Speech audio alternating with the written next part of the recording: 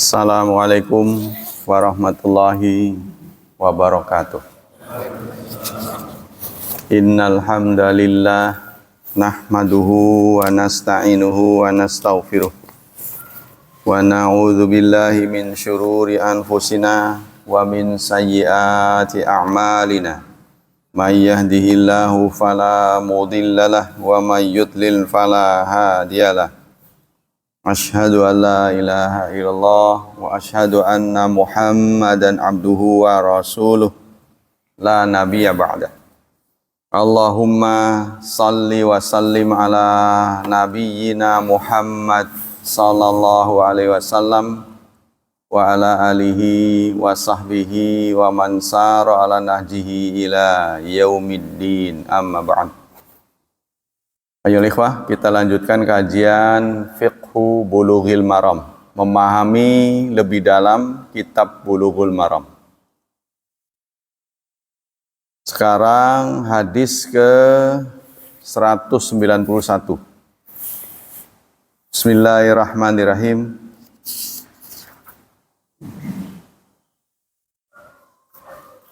An Zaid ibni Arqam, dari Zaid bin Arqam radhiyallahu an, in kunna lanatakallam fis salat ala ahdin nabi yukallimu ahaduna sahibahu bihajatihi. Dari Zaid bin Arqam, sesungguhnya kami natakallam, berbincang-bincang, ngobrol istilahnya, fis salat, saat salat, ala ahdin nabi, di zaman nabi. Yukallimu ahaduna sahibahu bihajatihi. Salah seorang di antara kami bicara kepada temannya sesuai dengan kepentingan. Hatta nazalat, sampai turun surat Al-Baqarah 238. Hafidhu ala salawati was salatil wusta wa qumu lillahi qanitin. Peliharalah salat-salat dan salatil wusta, salat yang tengah, salat asar. Wa qumu, dan berdirilah kalian lillah, karena Allah, qanitin, dengan taat. Fa umirna bisukuti wa nuhina 'anil kalam, maka kami diperintahkan untuk diam dan dilarang ngobrol. Hadis muttafaqun alaih. Jadi kalau melihat hadis ini tidak ada kata-kata jangan ngobrol.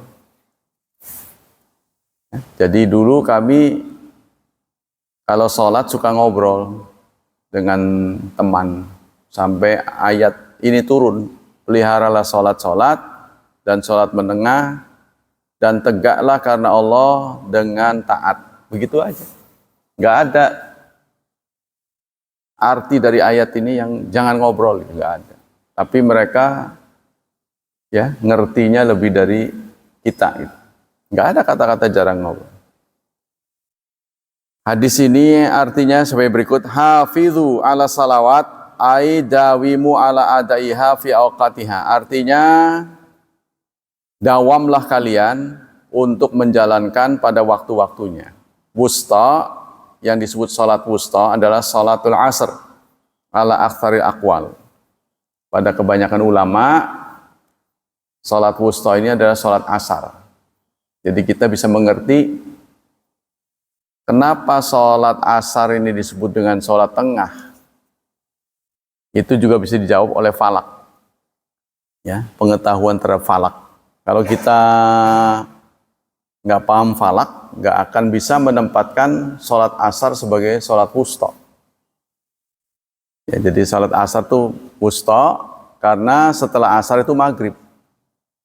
Proses transfer ilmu dari Rasulullah yang kekuatannya wahyu dengan akal, yang sifatnya khalifah.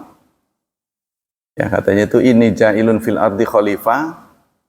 Sesungguhnya aku menjadikan khalifah. Jadi maksudnya pengalaman manusia itu dari hari ke hari, dari waktu ke waktu, itu akan disampaikan pada generasi berikutnya.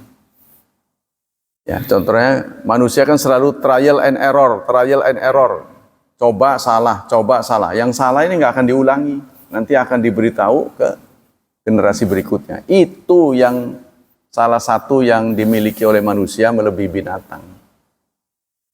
Ya, kalau binatang itu tidak akan memberitahu kepada generasi berikutnya. Walaupun ada mutasi ya, ada mutasi. Jadi untuk bertahan hidup kan semua binatang itu diberi kemampuan untuk membela diri. Ada yang berganti warna, ya, ada yang pakai taring, ada yang kecepatan terbangnya, kecepatan lompat, macam-macam. Kita kembali ke sini. Umirna bisukut, kami disuruh diam. Amma kunna naf'aluhu minal kalam mimma la yata'alaqu bisalati khilalaha. Dari apa-apa yang kami kerjakan, ya, berasal dari ucapan yang tidak ada kaitannya dengan sholat. Jadi yang keluar dari mulut tidak ada kaitannya dengan sholat itu yang nggak boleh. Tapi kalau ada kaitan dengan sholat, baca Fatihah itu kan ada kaitan dengan sholat, tidak ada masalah. Takbir. Gitu. In kunna natakalam umirna hakadha hukmu raf'u liqauli ala ahdin nabi walladhi yadhhar annahum kanu la yatakalam fiya bikulli syai'. Tapi secara penelitian sahabat itu enggak seperti kita ngobrol semuanya diobrolin. Jadi maksudnya bebas, waktu sholat itu bebas ngobrol, bukan begitu. Kalau ada kepentingan saja dia ngobrol. Nah, obrolan itu kemudian dilarang. Wa inna ma yaktasiruna ala hajat min raddis salam wa nahwi. Tetapi mereka membatasi kebanyakan ngobrolnya itu raddus salam, menjawab salam. Contohnya lagi sholat, ada orang Assalamualaikum. Nah, biasa mereka Waalaikumsalam sambilan ambil sholat. Bukan ngobrol kayak anak kecil. Tapi inilah anak-anak ngobrol ini. Di satu sisi kita yang dewasa melihatnya itu sebagai perbuatan mungkar. Kita yang sudah dewasa. Tapi boleh jadi dari pihak anak, mereka tidak menganggap mungkar. Karena mereka nggak tahu ngobrol itu nggak boleh. Jadi harus didudukan, panggil anak-anak itu. Kamu tahu nggak kalau sholat nggak boleh ngobrol? Jangan-jangan mereka nggak tahu. Ya, mereka kira sama dengan upacara itu kan. Upacara hari Senin kan dia ngobrol. Kalau di belakang mah. Yang khusyuk, yang berkhidmat itu yang di depan, yang di belakang mau ngobrol biasa.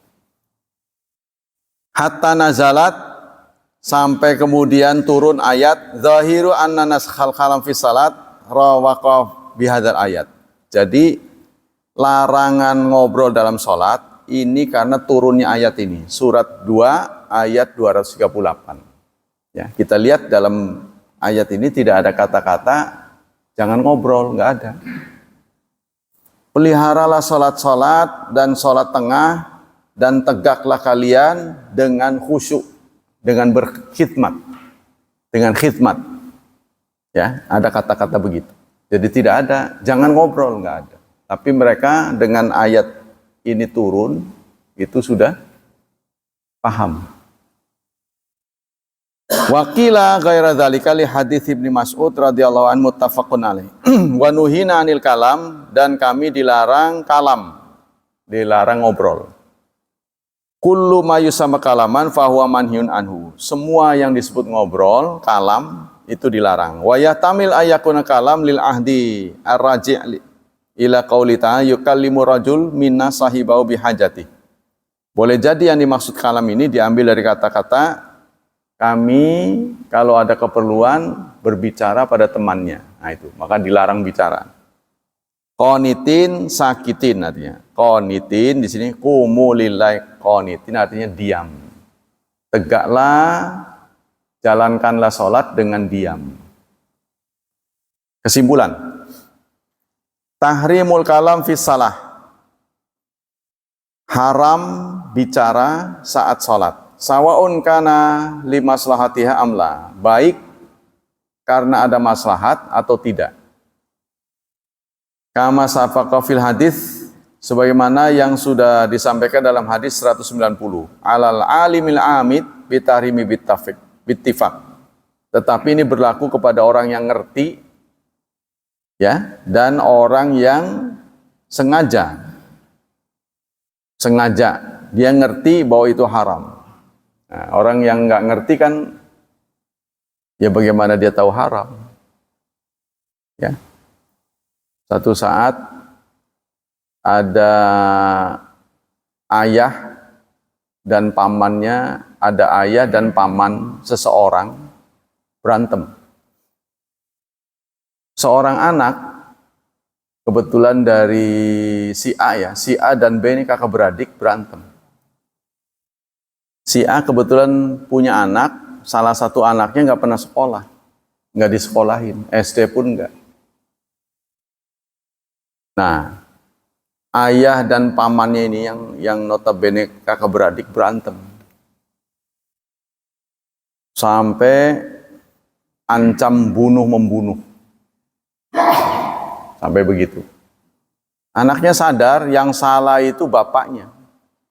Yang salah bapaknya. Karena dialah yang mengawali kata-kata tak bunuh kamu. Sampai begitu. Nah, ada orang lain yang ikut memprovokasi. Kata orang itu, kamu kalau mukul bapamu nggak salah. Kau bunuh pun nggak salah. Kata orang lain itu yang memprovokasi. Alasannya, kan kamu nggak sekolah. Yang membunuh nggak boleh, mukul nggak boleh itu yang sekolah. Kalau nggak sekolah nggak apa-apa. Jadi dia pakai ketepel di kepala bapaknya dipelintang. Karena itu diprovokasi orang, kamu kan nggak sekolah, jadi nggak salah. Membunuh pun nggak salah. Yang nggak boleh membunuh itu yang sekolah. Ya, karena kamu nggak sekolah itu dia praktek nama itu. Yang bersalah dia yang memprovokasi ya. Kita lanjutkan. Nah itulah. Jadi kalau kita ngerti, semakin banyak yang dilarang. Tapi sisi baiknya, kita menjalankan suatu perbuatan dengan benar. Ya, bukan kata orang. Yang kedua, waqtalafu fi kalamis sahi wal jahil. Tapi ulama berbeda pendapat dalam memutuskan kalam orang yang lupa. Orang yang lupa kebablasan. Seperti latah ya. Kesenggol aja ngomong gitu kan. Itu contohnya gitu. Mengenai latah, sebelahnya ada orang. Nah ini terjadi khilafiyah. Ya kalau nggak sengaja saya kira tidak batal ya. Begitu juga wal jahil, orang yang nggak tahu. Wa qala Malik wa Syafi'i wa Ahmad ilal farqi fi dzalika li kalami Rasul fi hadithi Dzil Yadain wa ghairi. Malik dan Syafi'i dan Imam Ahmad ya ilal farqi fi dzalika. Mereka tidak semuanya setuju karena nanti ada peristiwa seorang sahabat menegur Rasulullah. Setelah Rasulullah mengimami sholat zuhur 2 rakaat, lalu sahabat itu bertanya, apakah Anda mengqasar sholat? Padahal udah selesai, udah assalamualaikum. Enggak. Apa Anda tadi sholatnya 2 rakaat? Oh iya, katanya. Rasulullah sempat begitu. Oh, kita nambah. Jadi tanpa mengulangi dari pertama. Ya, itu pernah terjadi. Jadi karena itu alamiah, maka para imam ini mengatakan tidak batal. Yang kedua, tahrimu raddis salam fis salati bil lafzi. Haram menjawab salam saat sholat dengan ucapan. Ya, ada orang assalamualaikum atau punten gitu kan. Ada orang ketuk pintu, kita pas sholat. Nah, itu tidak boleh. Tunggu dulu. Itu. Lagi sholat, nggak boleh. Dalam bentuk ucapannya. Atau waalaikumsalam, nggak boleh. Wa annau la yadhuru bil isyarat. Tapi dengan isyarat boleh. Dengan isyarat. Isyarat itu kan dengan mata atau dengan tangan atau dengan kaki. Bal yustahab raddus salam bil isyarah li haditsin akhar. Bahkan disunahkan menjawab salam itu dengan isyarat. Ini kalau kelihatan, kalau di dalam kan susah.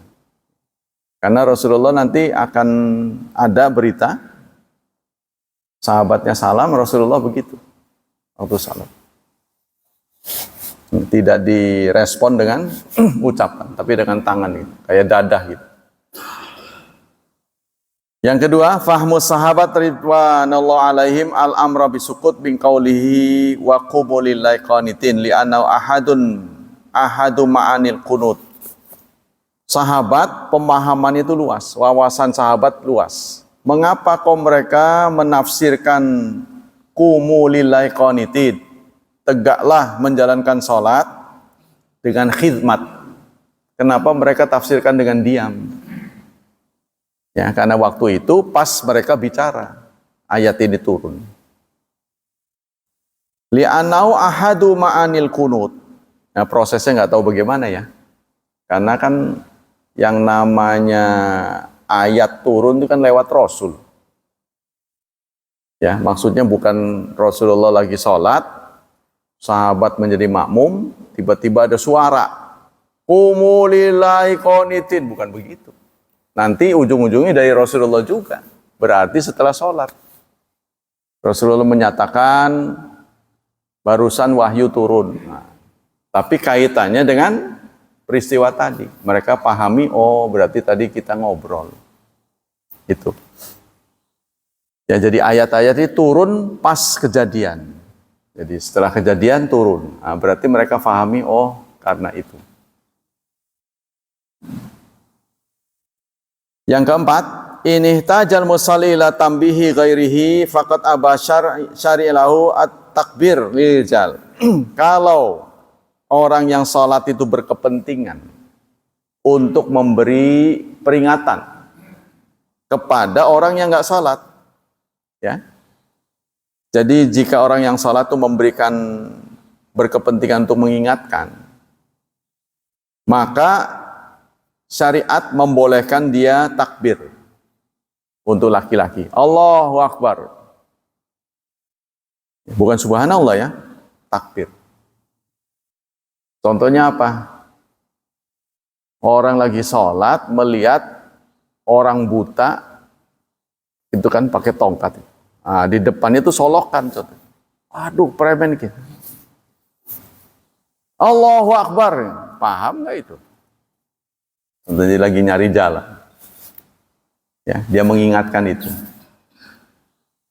Wat tasfiq linisa, dan tasfik untuk perempuan. Tasfik itu adalah memukul, tapi memukul tangan ya, tapi bukan tepuk tangan.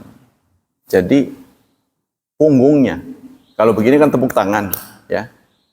Batin dengan batin kan. Kalau ini enggak, yang ditepuk sini. Tangan ini kanan menepuk punggung tangan kiri. Ada yang mengatakan dua begini. Atau ketok lantai begini. Ini mah ngetuk ya.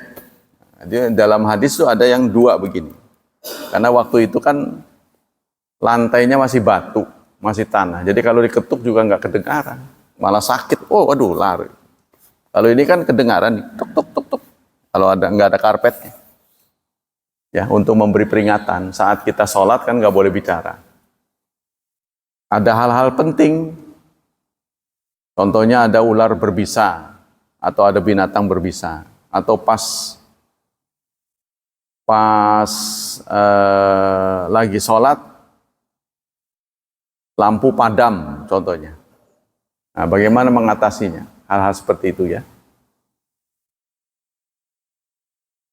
Yang kelima, inna ibtida salam ala musalli la yajuz fala yusallim alaih.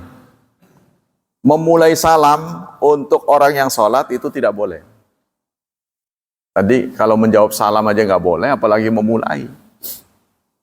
Fa in sallama la yastahiqa jawaban. Kalaupun dia salam, ya, kalau ada yang salam, orang sholat tuh ada yang salam, Assalamualaikum, maka tidak boleh dijawab. Ya. Wa hadza madhabu Syafi'i rahimahullah. Ini adalah madhab Syafi'i. Jadi menurut Imam Syafi'i, kalau ada suara salam, Assalamualaikum, nah, maka tidak boleh, Waalaikumsalam. Lagi sholat nggak boleh. Kalau terlihat, dia pakai isyarat. Ya, tapi kalau yang sholat di dalam rumah, yang salam di luar kan nggak bakal tahu. Ya, paling cara lain dikencengin, bacaannya dikencengin. Tuh, ya. Wattini wa zaitun gitu. Oh, lagi sholat. Supaya memberitahu lagi sholat. Karena boleh jadi penting kan. Yang datang itu penting, paket gitu. Nah, kalau nggak cepat diambil, pergi dia. Ya kan? Diulang lagi lama. Nanti disalahin yang dikirimi paket. Sudah saya kirim tapi Bapak nggak ada. Jadi diulangnya nanti lagi berapa hari. Sementara penting. Itu contohnya ya. Karena banyak masalah di zaman kita yang di zaman dulu nggak terjadi. Yang keenam, in takhalal qira'ah dzikrun ajnabiyun la yata'allaq bisalah qalla au kasur batalat salat katahmid indal atas. Kalau lagi baca ayat, lagi baca Al-Qur'an, lalu diselingi oleh kata-kata meskipun itu zikir, kalau dia tahu maka batal sholatnya. Contohnya, wadduha wal laili idza saja, dia lagi baca begitu. Tiba-tiba ada yang bersin. Alhamdulillah, gitu. Alhamdulillah. Yarhamukallah. Enggak boleh itu. Kalau dia tahu itu batal. Jadi kalau ada zikir-zikir yang sifatnya merespon, kalau kita lagi sholat, itu tidak boleh dijawab. Seperti tadi salam, terus orang bersin, ya itu nggak boleh dijawab. Li'anal istighal bidzalika wa ijabatul muadzin. Begitu juga mengijabahi muadzin. Kita lagi sholat sunnah, contohnya tahiyatul masjid, tiba-tiba adzan, ya, maka nggak usah dijawab sampai kita selesai. Li'ana istighal bidzalika yuhimul irad anil qiraah fa in fa'alahu amdan fayajibul istinaf wa in kana sahwan fala yaqta'u. Karena menyibukkan diri dengan ucapan-ucapan yang tidak ada kepentingan dengan sholat, ini berarti ya dia telah menghentikan sholat, berarti sudah menyelesaikan sholat. Kalau dilakukannya dengan sengaja, batal. Tapi kalau tidak sengaja, tidak batal. Hadis ke selanjutnya, 192. Dari Abi Hurairah radhiyallahu an, qala Rasulullah sallallahu alaihi wasallam. Rasulullah bersabda, at-tasbih lirijal wa tasfiq linnisa. Tasbih untuk laki-laki, tasfiq untuk perempuan. Ya, menepuk tadi itu ya. Tapi bukan tepuk tangan. Menepuk punggung, telapak tangan, ya. Apa maksud dari hadis ini? Dalam hadis yang disampaikan oleh Muslim ada tambahan fis salah. Tasbih untuk laki-laki, tasbih untuk perempuan itu saat sholat, di dalam sholat. Artinya idza nabahu syai'un. Artinya kalau terjadi sesuatu pada sholat, idza nabakum ay nazala bikum syai'un minal hawadits wal muhimmat wa arada i'lama ghairihi kal idzni lil dakhil wa indzari lil a'ma. Artinya terjadi sesuatu sedang sholat. Contoh sesuatu yang kita butuhkan sedang sholat, seperti ingin memberitahu orang lain, ya, bahwa di situ berbahaya, atau kita mengingatkan, atau mengizinkan orang masuk. maka boleh itu subhanallah gitu. Atau memberi peringatan orang buta. Ya, kalau kita tidak ingatkan dia akan terperosok contohnya, masuk ke lubang atau menyentuh benda yang berbahaya. Tasbih artinya mengucapkan subhanallah. Tasfik, yang namanya tasbih ad-darbu bil yadil yumna ala dhahril yadil usra. Yang namanya tasbih itu memukul dengan telapak tangan kanan ke atas punggung telapak tangan kiri. Nah, jadi ini ya. Ini. Kesimpulan. Yasra'u liman nabu fi salah amrun mina umur ka ayuri tambihal imam ala amrin saha anhu au tambihul mar. Disyariatkan bagi orang yang berkepentingan. Ya, dalam sholat dia berkepentingan seperti mengingatkan imam. Mengingatkan imam yang lupa terhadap sesuatu, ya. Dalam upacara sholatnya ada yang dilupain. Contohnya mestinya duduk, dia berdiri. Atau mengingatkan orang yang mau lewat. Atau menginginkan sesuatu la yadri anau yusali, bahwa orang lain nggak tahu dia sedang sholat. Ya, contohnya lagi berdiri, diajak ngomong, dikiranya lagi nggak sholat, contohnya gitu. Maka dia boleh mengucapkan ini. Fayunabbihu ala anna fi salah. Dia ingin memberitahu orang lain bahwa dia sedang sholat, sikatnya gitu. Yang kedua, in kanal musalli rajulan qala subhanallah. Kalau yang sholat itu perempuan, dia laki-laki, dia mengucapkan subhanallah. Wa in kanatil musalliyatu imra'atan, kalau perempuan nabbahat bit tasfiq, maka dia mengingatkan dengan tasfiq tadi itu, ya. Memukul punggung telapak tangan kiri dengan telapak tangan kanan. Bi an-nadri wa bi usbu'aini, yaitu dengan memukul dengan dua jarinya. Nah, ya, menurut syariat begitu. Atau memukul dengan telapak kanan ke atas telapak tangan kiri. Jadi telapak tangan kanan, telapak tangan kiri. Wala tadribu batna kafin ala batni kafin. Tidak boleh menggunakan bagian dalam. Bagian dalam dengan ini tepuk tangan namanya. Ya, kalau begini kan tepuk tangan. Jadi harus begini. Ala wajil la'bi wal lahul, karena itu dianggap bermain-main. Fa in fa'alat hakadha ala jihatil la'bi batalat salatu limunafatihi as-salah. Kalau dilakukan juga dengan tepuk tangan sengaja, maka batal sholatnya. Yang kedua, al hadis la yadulu ala wujubit tasfi wa tasfiq tambihan. Hadis ini tidak menunjukkan wajib. Jadi bukan kewajiban, ya. Tidak wajib.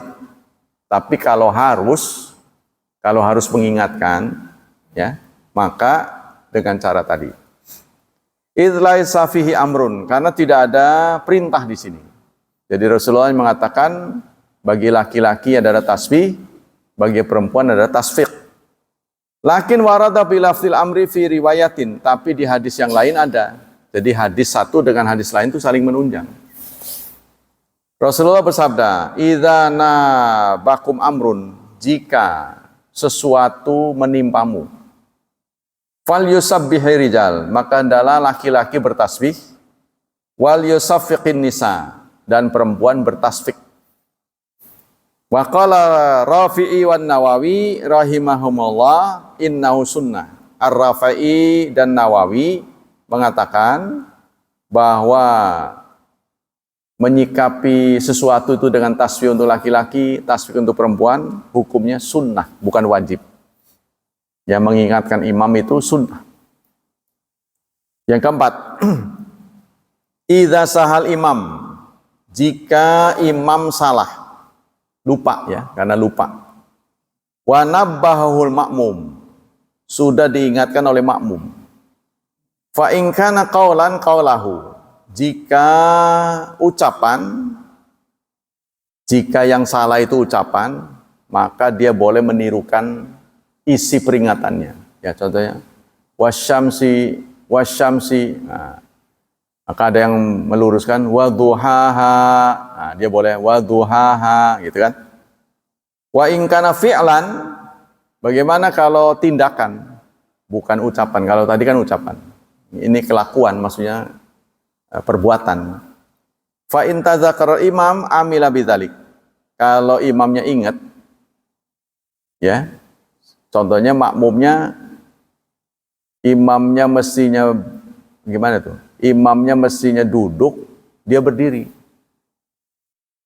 Makmumnya pada duduk. Ya gimana kelihatan ya? Susah ya, nggak kelihatan. Karena imam kan di depan. Nah, tapi kalau dia sadar, pada nggak berdiri, dia duduk. Ya, maka dia boleh melakukannya. Tapi wa ilam yaqa bi qalbihi ma nabahul makmum, kalau isi peringatan dari makmum nggak dimengerti, si imam ini nggak ngerti, apa maksud subhanallah subhanallah? Saya salah apa sih? Kan nggak bisa nanya tuh, ya. Maka imam mempunyai hak prerogatif untuk tidak mentaatinya. Nah, karena imam kan, kalau kita jadi subhanallah, yang salah apa ya? Dia mikir-mikir, nggak ngerti, ya kan? Subhanallah, subhanallah lagi. Maka imam boleh memutuskan sesuai dengan yang pendirian dia. Rasanya saya nggak salah, ngeladenin begitu aja gitu. Kan karena nggak bisa nanya persoalannya. Jadi kita juga menghargai imam. Bagi yang buru-buru, salah jadinya lama ini. Ya, apa boleh buat? Namanya juga berjemaah kan. Kita juga harus ya maklum lah. Ya, kita harus maklum. Lam yajuz lahu ayya'mala biqaulil ma'mumin. Maka tidak boleh dia berinisiatif untuk mengikuti perintah dari makmum. Tidak boleh, ya. Li'annau yajibu. Contohnya begini. Harus sujud kan? Si makmum mengucapkan bahasa Arab, wa qum minas sajidin. Contohnya, sujud gitu. Kan? Warka'u ma'arraki. Belum ruku saya gitu. Dia pakai bahasa Arab, pakai surat, pakai ayat mengingatkannya. Warka'u ma'arraki'in. Belum ruku saya. Contohnya gitu ya.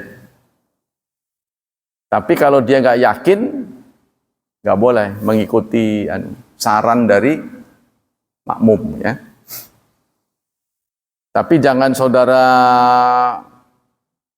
kira bahwa imam Masjidil Haram yang sudah menjadi pilihan itu nggak lupa. Mereka sudah di backup, kanan kirinya itu semua hafid Quran. Kadang-kadang membisikin. Contohnya, yaitu tadi, wasyamsi, waduhaha, itu pelan. Ya, jadi ini sudah di backup para hafidh, ya.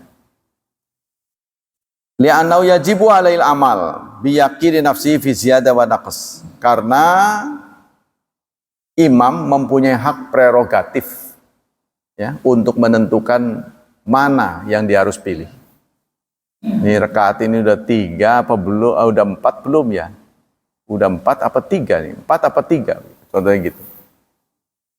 Nggak ada yang mengingatkan karena semuanya juga melamun kan. Semuanya melamun. Ya udah, kalau kebetulan salah bagaimana? Ya udah, mudah-mudahan dimaafkan. Sebenarnya sudah 4, tapi dia berdiri sama sekali semuanya juga ngikut aja. Padahal sudah 4 gitu. Contohnya nggak ada yang mengingatkan sama sekali. Ya sudah bablas. Ya mudah-mudahan dia maafkan karena Allah mengampuni hal yang luput dari manusia. Selanjutnya, al-buka fi salah, menangis saat sholat. An Mutarif ibni Abdillah bin Syikhir an abihi, diriwayatkan dari Mutarif bin Abdullah bin Syikhir dari bapaknya radhiyallahu an. Qal, dia mengatakan, ra'aitu Rasulullah yusalli. Suatu saat aku menyaksikan Rasulullah salat. Seperti yang kita ketahui, hadirin sekalian, bahwa transfer ilmu dari Rasulullah itu bersifat catatan. Ya kan? Kalau zaman sekarang Rasulullah ada ini, bisa ada clips videonya. Sekarang mah. Kalau dulu satu-satunya mengandalkan tulisan. Suara aja susah. Mentransfer suara, saya mendengar. Kan itu kan berarti mendengarkan suara. Ya kan? Nah itu ketika diucapkan boleh jadi salah. Karena itu kan pantauan dari si pendengar, audien. Ya seperti bapak-bapak sekalian nih hadir. Kalau tak tanya satu-satu, tadi saya ngomong apa pasti jawabannya beda-beda kan? Ya, apalagi begitu banyak. 5 menit saya ngomong harus sama redaksinya. Kan susah itu. Ya, maka mereka seingat saya begini. Itulah yang menyebabkan hadis beda-beda. Bisa jadi audien itu ngantuk. Saya dengarnya nggak begitu. Karena dalam bahasa Arab itu kepanjang pendek ini kadang-kadang mempengaruhi makna. Panjang pendek. Contohnya innamal a'malu binniyat. Versi pertama. Innamal amalu binniyat. Amalnya nggak panjang. Kalau yang pertama panjang. Ada lagi yang innamal amal binniyat. Saya mendengarnya begitu. 3 orang, enggak, saya panjang. Ini dari sisi pendengaran. Ada yang konfirmasi, itu namanya marfu. Hadis marfu itu bener nggak ngomong ini? Innamal a'malu binniyat. Bener. Nah, itu namanya terkonfirmasi. Itu hadis marfu namanya. Tapi ada yang hadis disampaikan oleh seseorang, bener nggak ini? Waduh, nggak ingat saya. Kan saya terima juga dari Bapak. Waduh, pelupa.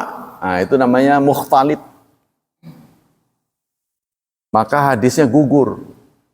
Dari tingkat sahih diturunkan. Wah, susah dipercaya ini. Katanya dari dia nggak ngaku. Bagaimana? Karena faktor umur. Jadi waktu ngomong masih muda.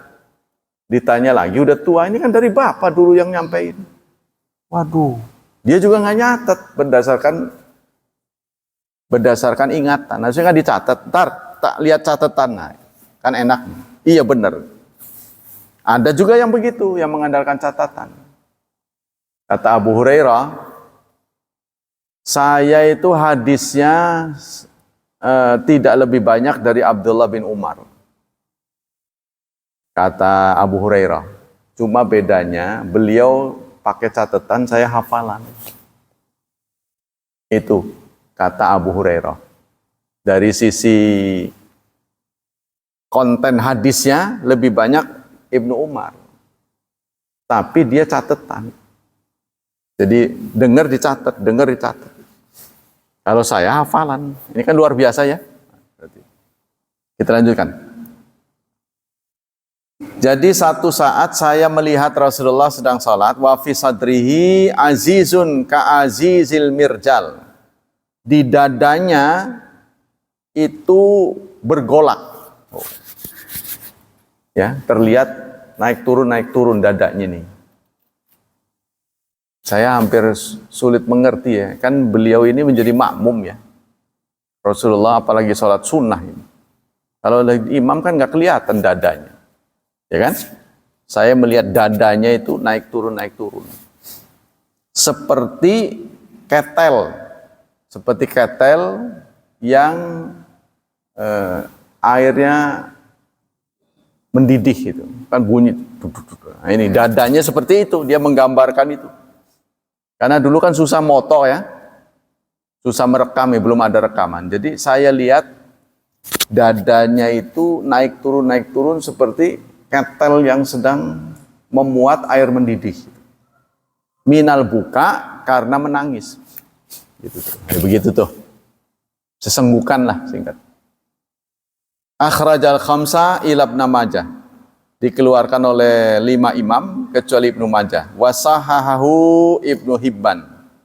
Disahihkan oleh Ibnu Hibban. Apa kesimpulan dari hadis ini? Dallal hadits ala anal buka wa nahwahu la yubtilus salah. Hadis ini menunjukkan bahwa menangis dan lain-lain perasaan sedih ya, itu tidak membatalkan salat. Wa qisa alail anin. Begitu juga sesungguhkan ya. Apa itu menangis lah. Kalau tadi kan ininya. Kalau bentuk suara itu apa tuh? Kalau tadi kan ininya dadanya aja, tapi sampai hidungnya bersuara, nah itu juga nggak membatalkan. Apa itu namanya? Hah? Terisak ya? Ya. Jadi kan sesungguhnya dadanya, nggak kedengaran hidungnya. Tapi kalau bagaimana dibantu dengan hidung, nah gitu. Itu juga tidak membatalkan. Yang kedua, qala Syafi'iyah al-buka fi shalah yubtilu shalah. Tapi menurut Syafi'iyah salat dengan menangis itu batal. Nah, ini dari satu sisi ini melanggar apa yang dicontohkan oleh Rasulullah ya. Gitu kan? Makanya manhaj salafus saleh pilih-pilih, bukan tidak berimam, Saudara. Jadi kayaknya nggak sesuai dengan hadis, nggak dipakai. Wong Rasulullah mencontohkan pernah sesenggukan kok, dan beliau tidak membatalkan dirinya. Ini menjadi contoh karena sudah ada legitimasi laqad kana lakum fi Rasulillah uswatun hasanah. Memang tidak semua yang dilakukan oleh Rasulullah menjadi contoh. Kalau ada bagian dari apa yang dilakukan oleh Rasulullah tidak perlu dicontoh, maka ada ayatnya. Ya, contohnya beristri lebih dari 4, khalisatun laka, spesial untukmu. Nah, ada ayatnya, berarti nggak berlaku untuk yang lain. Begitu juga untuk janda-janda beliau, ada ketentuan, tidak boleh menikah lagi. Ini berat ya, menjadi istri Rasulullah. Memang di satu sisi akan menjadi bidadari beliau di surga. Tapi di satu sisi kalau menjadi janda masih muda itu seperti Aisyah ya. Aisyah menjadi janda Rasulullah itu kan umur 19 tahun. Mana tahan? 19 tahun Rasulullah wafat, dia umur 19. Dan ada ketentuan ayat tidak boleh menikah lagi. Nah, belakangan ditiru oleh umatnya. Janda kiai jarang ada yang mau. Ya kan? Bapak perhatikan di mana-mana. Padahal nggak ada kaitannya, itu khusus Rasul itu. Tidak berlaku untuk umatnya. Kita lanjutkan. Yang ketiga, yustahab tadabburul Quran. Dianjurkan kita tadabbur, merenungkan isi atau makna Al-Quran. Yaitu syaratnya kalau kita ngerti ya. Dianjurkan kita merenungkan ayat Quran.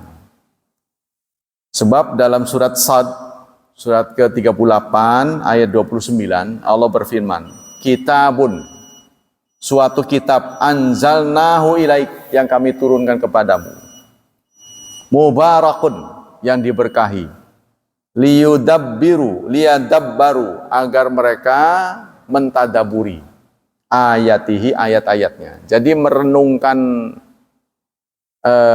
ayat Allah yang tertulis itu namanya tadabbur. Merenungkan ayat Allah yang tidak tertulis, fenomena alam, ini namanya tafakkur. Dalam akhir dari surat Al-Imran kan ada, inna fi khalqis samawati wal ardi wa ikhtilafil laili wan nahari la ayatil liulil albab alladzina yatafakkarun. Ya kan? Alladzi, apa sesudahnya? Alladzina yatafakkarun, alladzina yatafakkarun, terus apa? fi khalqis samawati wal ard. Rabbana la, bukan. Alladzina yadhkurun. Tafakkur dan tadzakur kalau di situ ya. Tapi nanti di ayat yang lain tadabbur. Jadi merenungkan ayat itu namanya tadabbur. Kalau melihat ayat yang terbuka namanya tafakkur. Tafakkur dan tadabbur. Sebab begitu kita tadabbur, di alam ada. Jadi hukum Allah itu betul-betul eksak. Nah, ini yang banyak nggak disadari oleh orang. Ya, Allah hanya menyampaikan aturan dan ukuran. Mau masuk surga, ini aturannya. Mau benar, ini ukurannya. Terserah Anda. Setelah itu, faman syaa falyu'min wa man syaa falyakfur. Yang mau beriman pakai silakan, nggak pakai nggak apa-apa. Tapi semuanya ditanggung oleh usernya. Gitu kan? Seperti motor. Kita beli benda yang mahal, pasti kan ada manual booknya. Betul tidak? Mau kita turuti, silakan. Nggak mau, ya nggak apa-apa. Contohnya belinya Suzuki, kita pakai Yamaha. Ya kalau kebetulan beda taknya rusak lah. Ya, contohnya yang mestinya ada oli samping, udah nggak usah diisi lagi. Pakai minyak goreng aja. Ya rusak. Nah, kita ini buatan Allah, sehingga manual booknya itu Quran. Ya, karena Allah penciptanya ini, kalau mau awet, nah ini, kalau mau senang ini. Jadi semua yang ada dalam Quran itu, satu demi satu kita akan lihat di alam itu ada. Kalau kita perhatikan, itu yang ketiga. Wa idza qara'a ayata fihi Muhammad ustuhiba ayyasalli alaihi. Nah, maka disesuaikan ayatnya. Kalau di situ disebut kata Muhammad, sebaiknya kita bersolawat. Nah, ini menurut anjuran Syafi'iyah, bersolawat. Ya. Ya menurut saya sih bersolawatnya dalam hati. Contohnya Muhammadur Rasulullah, dalam hati sallallahu alaihi wasallam. Jadi jangan diucapkan di sini. Tapi kalau menurut di sini diucapkan sallallahu alaihi wasallam. Fastaghfiru gitu. Nah, contohnya alladzina menceritakan orang yang selalu istighfar, maka kita istighfar astagfirullah, astagfirullah. Menurut di sini. Tapi kalau menurut saya sebaiknya tetap dalam hati, kecuali di luar ya. Kita lagi nggak sholat, wa idza dzukkiru ayati rabbihim lam yakhiru 'alaiha. Mereka tersungkur apabila dibacakan ayat, mereka menyungkurkan diri. Berarti kita sujud tilawah. Contoh lagi dalam akhir suratul Alaq, wasjud waqtarib. Wasjud, sujudlah. Kan ada perintah, wasjud waqtarib. Maka sunnah sujud tilawah. Walaupun kita sholat. Ya, jadi dalam juz amma itu ada dua ayat yang sunnah sujud tilawah. Pertama suratul Alaq, satu lagi apa itu? Aduh lupa sih. Surat di tengah lah. Aduh lupa. Allah a'lam. Satu itu tadi. Pokoknya dua lah. Nanti kapan-kapan ingat lagi. Yang keempat, intakalamal insan fi salati au qahqaha fiha au syahiqa bil buka. Jika orang salat, lagi salat kemudian dia ngobrol atau terbahak-bahak ya, atau nangisnya jejeritan. Tolong gitu kan. Wa huwa dzakira risalah, padahal dia tahu sedang salat, alimun, dan dia mengerti bitahrim, hukumnya haram. Batalat salatuhu, maka batal salatnya. Jadi nangisnya nggak kira-kira sampai nyuara itu. Wa in fa'ala dzalika wa huwa nasin, tapi kalau dia melakukan itu lupa bahwa dia sedang salat, maka tidak batal. Singkatnya yang sifatnya alami itu tidak batal. Ya, tapi kalau disengaja baru batal. Satu lagi ya. At-tanahnuh fis shalah. Dehem sedang salat. Dari Ali radhiyallahu an, diriwayatkan dari Ali, kana li min Rasulillah madkhalan. Saya mendapat hak dari Rasulullah 2 waktu sehari semalam. Jadi Rasulullah tuh menjadwal untuk Ali. Ali ini kan di samping beliau itu saudara sepupu, beliau juga menantu, ya, menantu Rasulullah. Itu 2 jadwalnya sehari, boleh berjumpa dengan Rasulullah. Fakuntu idza ataituhu, jika aku datang ke rumah, wa huwa yusalli, beliau sedang salat, tanah nahali, beliau berdehem. Oh, lagi salat. Jadi nggak masuk. Apa kesimpulannya? At-tanahnu ghairu mubtilin lisalah. Dehem tidak membatalkan salat. Waqad dzahaba ilai Syafi'i. Syafi'i berpendapat begitu. Rahimahullah amalan bihadzal hadis. Karena mengamalkan hadis ini.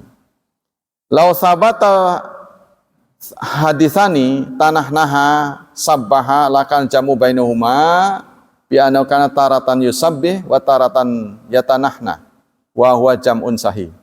Di hadis yang lain disebutkan bertasbih. Di hadis ini disebutkan dehem. Mana yang benar? Gitu kan? Nah, kata para ahli hadis, ya udah kombinasi saja. Karena Rasulullah kadang-kadang subhanallah mengingatkan tuh, kadang-kadang dehem. Jadi sudah kombinasi saja.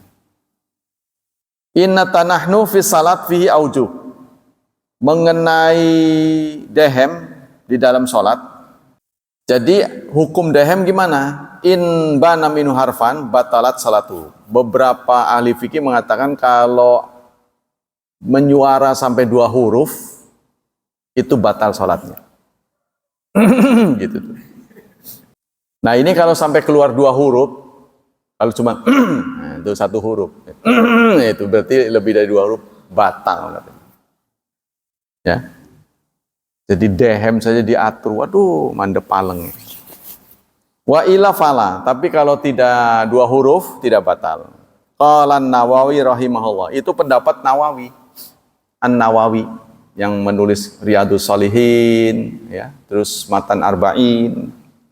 Wa haitsu abtalana bitanahnu fa huwa in kana mukhtaran bila hajat. Tapi yang dehem begitu itu karena tidak ada keperluan. Ya, tapi kalau dia keperluan memang terganggu tenggorokannya, nggak ada masalah. Ya tadi itu pokoknya yang sifatnya alamiah itu tidak batal. Fa in kana maghluban lam tabtul qat'an. Jadi kalau dia nggak bisa menguasai dirinya, apalagi jadi imam ya, sehingga harus keluar suaranya, terganggu. Wala ta'adzarat qiraatul Fatihah ila bitanahnu fayatanahna wala yadur. Kalau dia nggak bisa baca Fatihah kecuali dengan dehem, ya, maka tidak masalah. Li'anau ma'dzur, karena dalam keadaan terdesak. Wa in amkanatul qira'ah fi ghairi Fatihah wa ta'adza jahra ila bitana falaysa dzalika bi'udrin ala asahil wajhaini. Jika memungkinkan baca surat, baca ayat selain dari Fatihah, tapi nggak bisa dikerasin karena nyanggrek gitu ya. Tiba-tiba kok serak gitu. Maka itu tidak uzur katanya. Tidak bisa disebut uzur. Karena itu kalau jadi imam, kalau kebetulan tenggorokannya bermasalah ya jangan maju.